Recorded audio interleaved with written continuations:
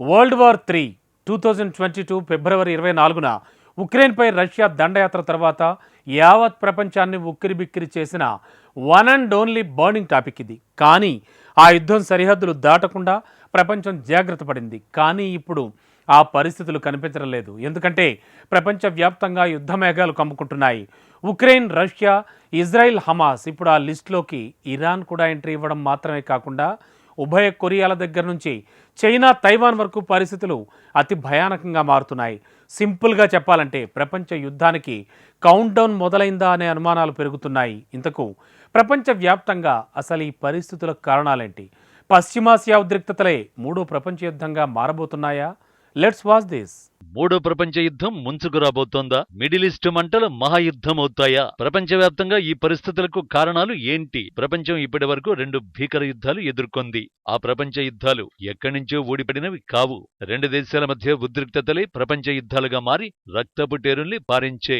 ఈ చరిత్ర తెలిసిన ప్రపంచ దేశాలు గత ఏడాది ఉక్రెయిన్ రష్యా యుద్ధం ఎక్కడ ప్రపంచ యుద్ధంగా మారి తమ ప్రాణాలు తీస్తుందోనని ఆందోళన చెందాయి. అయితే ఆయుధ సాయానికి మాత్రమే ప్రపంచ దేశాలు పరిమితం కావడంతో ఆ ముప్పు తప్పింది. కానీ ఇప్పుడు జరుగుతున్న ఇజ్రాయెల్ హమాస్ యుద్ధం విషయంలో మాత్రం ఆ పరిస్థితి కనిపించడం లేదు. ఎందుకంటే ఇప్పటికే యుద్ధం ఆ 2 దేశాల సరిహద్దులు దాటేసింది.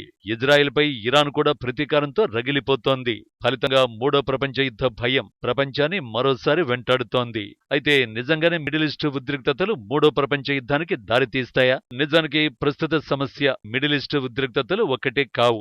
2 ఏళ్లకు పైగా పోరాడుతున్న ఉక్రెయిన్ రష్యా యుద్ధంతో పాటు మరికొన్ని దేశాల మధ్య ఉద్రిక్తతలు కూడా.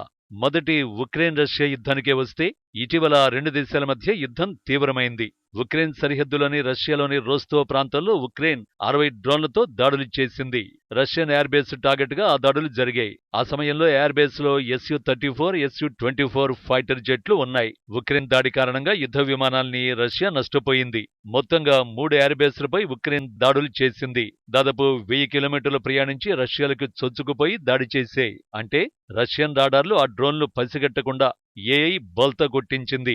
మొత్తం 30 డ్రోన్స్ గుంపుగా వెళ్లి దాడి చేయడం, రష్యా ఏమీ చేయలేకపోవడం విస్మయం కలిగించే అంశం. అక్కడితో అంతా అయిపోలేదు. అసలు సమస్య ఆ తర్వాతే మొదలైంది. గత 2 ఏళ్లుగా యుద్ధం కొనసాగుతూ ఉండడంతో విడిభాగాలు దొరక్క రష్యన్ ఆయిల్ రిఫైనరీలు ఇబ్బందులు పడుతున్నాయి. ఫలితంగా క్రూడ్ ఆయిల్ శుద్ధి చేసే రిఫైనరీల ఉత్పత్తి సామర్థ్యం క్రమేపీ తగ్గుతూ వచ్చింది. దీంతో యుద్ధ విమానాలకు కావలసిన జెట్ ఫ్యూయల్ కి కూడా బెలారస్ పై ఆధారపడాల్సిన పరిస్థితులు ఎదురయ్యాయి.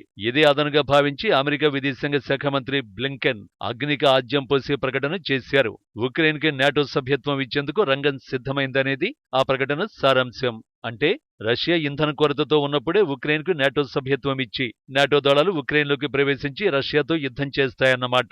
ఇప్పటికే జర్మనీ తన లెపర్డ్ 2 యుద్ధ ట్యాంకుల్ని 200కు పైగా సరిహద్దుల్లో మోహరించింది. పోలాండ్ 2వ ప్రపంచ యుద్ధం తర్వాత మొదటిసారి తన ఆయుధ బడ్జెట్ ను 200% పెంచి అమెరికా, జర్మనీ, ఫ్రాన్సుల నుంచి అత్యాధునిక ఆయుధాలకు ఆర్డర్ ఇచ్చింది. ఇటీవలే నార్వే 32 F-16 ఫైటర్ జెట్లను ఉక్రెయిన్ కు పంపించబోతున్నట్టు ప్రకటించింది. ఇప్పటికే ఉక్రెయిన్ పైలట్లకు ట్రైనింగ్ పూర్తి చేసింది. నిజానికి అమెరికా చట్టాల ప్రకారం F-16లను ఆత్మరక్షణ కోసమే వాడాలి. కానీ ఉక్రెయిన్ పైలట్లకు శిక్షణ ఇవ్వడం చూస్తుంటే మొదటిసారి యుద్ధంలో F-16లను వాడటం ఖాయమైనట్టే కనిపిస్తోంది. ఇటీవలే F-16లు యాక్షన్లోకి దిగితే పరిస్థితులు దారుణంగా మారుతాయని పుతిన్ వార్నింగ్ ఇచ్చారు. ఆయన పదే పదే అణు హెచ్చరికలు చేస్తున్నారు. కాబట్టి ఉక్రెయిన్ రష్యా మధ్య యుద్ధం అణుయుద్ధంగా మారే ప్రమాదంలో ఉందన్నమాట. ఇక్కడ మరో టెన్షన్ పెట్టే విషయం కూడా ఉంది. 2022 ఫిబ్రవరి 24న యుద్ధం మొదలైన తర్వాత ఎలాంటి ప్రకటన చేయని చైనా ఇటీవల మొదటిసారి రష్యాకు మద్దతుగా స్పందించింది. రష్యా మీద మూకుమ్మడిగా దాడి చేస్తే చూస్తూ ఊరుకోమని తీవ్రంగా ప్రకటన చేసింది. కాబట్టి ఒకవేళ నాటో దేశాలు రష్యా మీద దాడికి దిగితే చైనా వెంటనే యాక్షన్లోకి దిగుతుంది అని అర్థం చేసుకోవచ్చు. అదే జరిగితే మూడో ప్రపంచ యుద్ధంగా మారడం ఖాయం. చైనాతోనే అంతా అయిపోలేదు. రష్యా మరో మిత్రదేశం నార్త్ కొరియా కూడా వార్ సీన్లోకి రావడానికి తహతహలాడుతోంది. గత వారం హైపర్సోనిక్ మిసైల్ ని ప్రయోగాత్మకంగా ప్రయోగించి సిస్టమ్ పనితీరును రికార్డ్ చేసింది నార్త్ కొరియా. రష్యా రహస్యంగా హైపర్సోనిక్ టెక్నాలజీని కిమ్ రక్షణ వ్యవస్థకు సప్లై చేసినట్టు అంతర్జాతీయ నివేదికలు చెబుతున్నాయి. అది కూడా అమెరికా టాప్ నిఘా సంస్థ CIA కు తెలియకుండా. వాస్తవానికి ఉత్తర కొరియాను తురుపు ముక్కగా వాడుకోబోతున్నాయి రష్యా, చైనా. ఇలాంటి సమయంలో నాటో కూటమి సాహసం చేస్తే ఒకసారిగా ప్రపంచ పరిస్థితులు మారిపోతాయి. అందుకు ఆజ్యం పోస్తున్నవే మిడిల్ ఈస్ట్ పరిస్థితులు.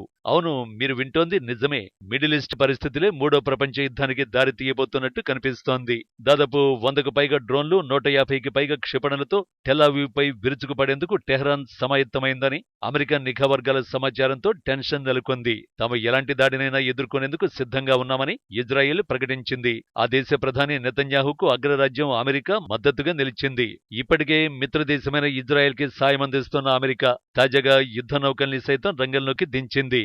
అమెరికా అధ్యక్షుడు బైడెన్ నెతన్యాహుకు ఫోన్ చేసి అప్రమత్తం చేశారు. మరోవైపు పశ్చిమాసియాలో నెలకొన్న ఉద్రిక్త పరిస్థితుల దృష్ట్యా తదుపరి ఉత్తర్వులు జారీ చేసే వరకు ఇరాన్, ఇజ్రాయెల్కు ప్రయాణాలు చేయొద్దని భారత పౌరులను విదేశాంగ శాఖ హెచ్చరించింది. అలాగే ఇరాన్, ఇజ్రాయెల్లోని భారతీయులు అప్రమత్తంగా ఉండాలని, రాయబార కార్యాలయాన్ని సంప్రదించి తమ పేర్లు రిజిస్టర్ చేసుకోవాలని సూచించింది. అమెరికా, బ్రిటన్, ఫ్రాన్స్, చైనా తదితర దేశాలు సైతం ఇరాన్, ఇజ్రాయిల్లోని తమ పౌరులకు హెచ్చరికలు జారీ చేసే. కుటుంబాలతో సహా ఫ్రెంచ్ దౌత్యవేత్తలు తక్షణం టెహ్రాన్ను వీడాలని ఫ్రాన్స్ ఆదేశించింది. జర్మనీకి చెందిన లుఫ్తాన్సా ఎయిర్లైన్స్ టెహ్రాన్కు తమ విమాన సర్వీసులు నిలిపేస్తున్నట్టు ప్రకటించింది. బ్రిటన్ సైతం తమ పౌరులు తక్షణం ఇజ్రాయిల్ను వీడాలని సూచించింది. ఈ పరిస్థితులన్నీ మిడిల్ ఈస్ట్ ఉద్రిక్తతలు మహాయుద్ధంగా మారబోతున్నాయని చెబుతున్నాయి. అదే జరిగితే యుద్ధం ఎక్కడి వరకు వెళుతుందో చెప్పడం కూడా కష్టమే.